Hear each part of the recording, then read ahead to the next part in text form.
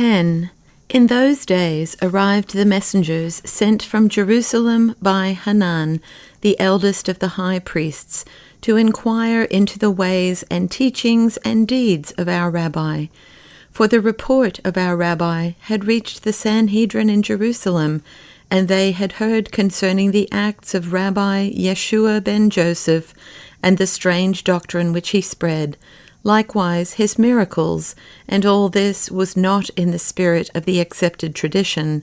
And the Sanhedrin sent men to search out whether the reports be so or not. And the number of the messengers or deputies was 7, all of them learned in the writ, such as counted and weighed and interpreted every word. And there was among them one whom I knew well from Jerusalem, Nicodemus by name.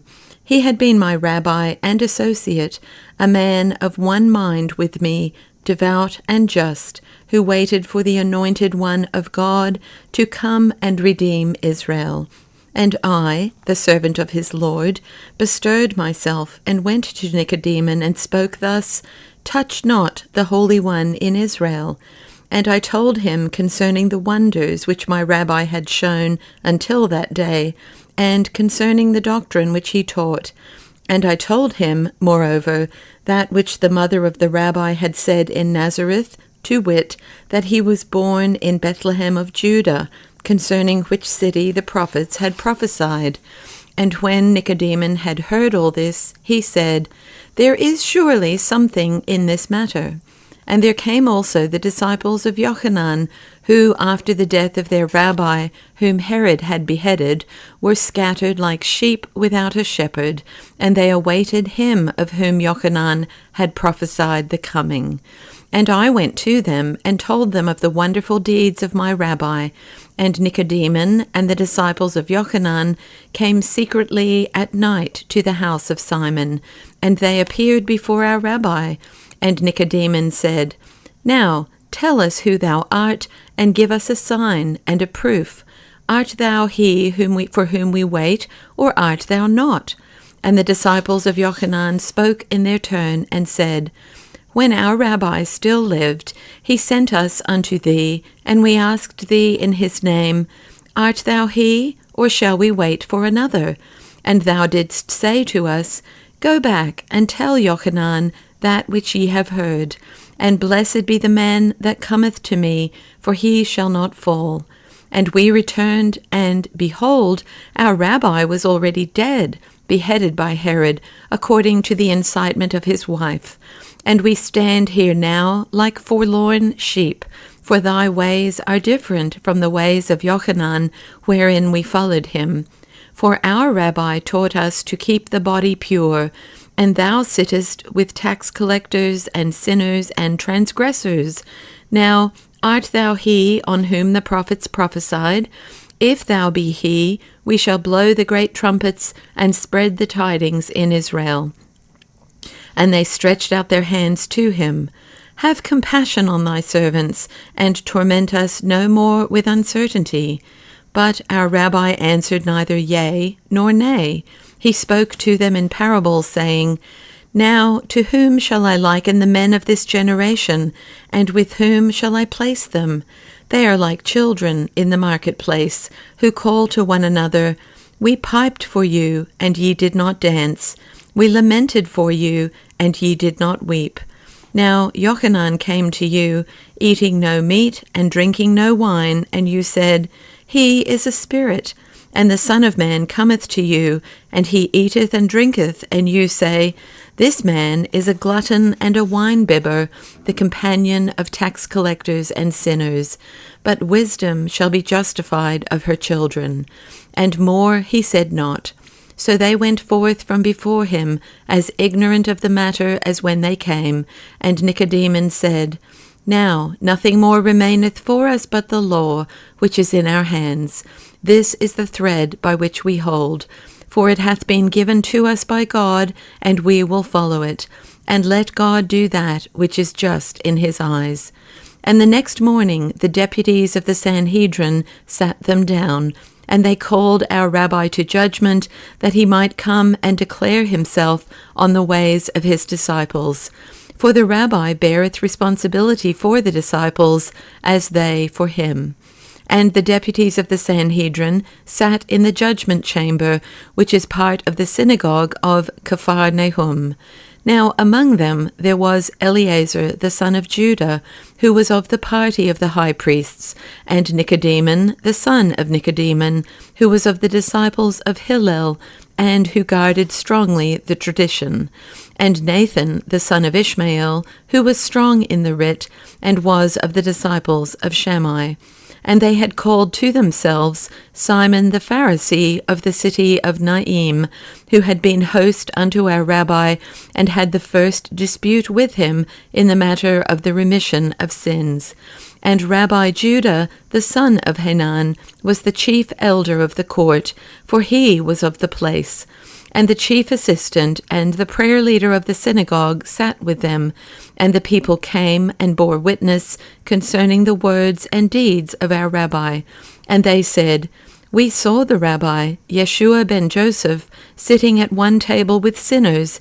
We saw him consorting with tax collectors, who are likened unto robbers, and there were about him women of ill repute. And having heard this, the court sent question to our rabbi, Yeshua ben Joseph, why consortest thou with sinners and tax collectors and women of ill repute? And our rabbi sent answer, The physician healeth not those that are whole, but those that are sick. And the court accepted his answer. And there came others and testified, We saw how the rabbi went with his disciples on a Sabbath in a field of growing corn, and some of his disciples tore off the ears of corn on the Sabbath and ate, and their rabbi said naught to them concerning the matter. And the court sent for our rabbi, and when he had appeared, said, Yeshua, son of Joseph, knowest thou not, it is written, And the Sabbath shall be a sign between me, the Lord, and the children of Israel forever? And now, if thy disciples desecrate the Sabbath, thou bearest the responsibility, for the rabbi shall take upon himself the sins of his disciples. And our rabbi answered, saying, Ye have read that which David did when his men were hungry, how he came into God's house, and did eat of the showbread, which no man is permitted to eat of, save they of the priesthood alone. And ye have read in the Torah that the priests do desecrate the Sabbath in the temple, and it is not accounted to them for a sin. And I say unto you that there is a thing which is greater than the temple. Know ye not it is written, I desire mercy, not the blood of sacrifices? And ye shall not accuse the pure, for the Son of Man is the Lord of the Sabbath. Now, when the court heard these words, it became silent, and after a time Eleazar the son of Judah asked, Whom meaneth he thereby, the Son of Man? And Nathan the son of Ishmael called out, He meaneth thereby the Messiah, as it is written in the book of Daniel. Then rose Simon the Pharisee and said, Now have our sages accepted the doctrine that danger of life taketh precedence of the Sabbath? And Nicodemus, the son of Nicodemus, answered, Yea, that we have by tradition from the venerable Hillel. And the sages have deduced the same from the Torah, for it is written, And it shall be holy unto you, and that signifieth that the Sabbath hath been given unto you, and not you unto the Sabbath. And Nathan, the son of Ishmael, ratified this with the words of the prophet, for it was said by Isaiah, And ye shall call the Sabbath a delight, which meaneth that the Sabbath is a delight and not a burden. And the head of the court said, Now the rabbi Yeshua ben Joseph hath cited King David, therefore he standeth upon the foundation of the Torah, and his answer is accepted. And there came others and testified, Now we have seen the rabbi sitting at one table, he and his disciples, with tax collectors and sinners and men of the earth, and he broke bread with them, and they did not wash their hands before, as the commandment prescribeth, neither he nor his disciples nor the people. And the court was greatly angered, and they sent again for our rabbi to appear before it. For this last transgression outweighed all the transgressions whereof they accused him heretofore. And our rabbi put on a black mantle, according to the law, and came and stood before the court. And when it was known that our rabbi had now come to answer this charge, then the people assembled to the court, and the worker left his bench, the fisher his boat, and the field laborer his plough. And the judgment chamber of the synagogue was too small to contain the multitude, and the people stood without and looked into the courtroom through the door and windows. For the court sat with open door and windows, that all the people might see that its sentence was just. And the head of the court said, Yeshua ben Joseph, an evil report hath been brought concerning thee before this court, and we have sent that thou appear before us to answer in person whether this thing be false, to wit, that thou, Yeshua ben Joseph, who art strong in the observance of the law, didst sit with sinners and men of the earth, and break bread with them, not washing thy hands before, as the law prescribeth, nor didst thou call upon thy disciples and all the people that they fulfill this law.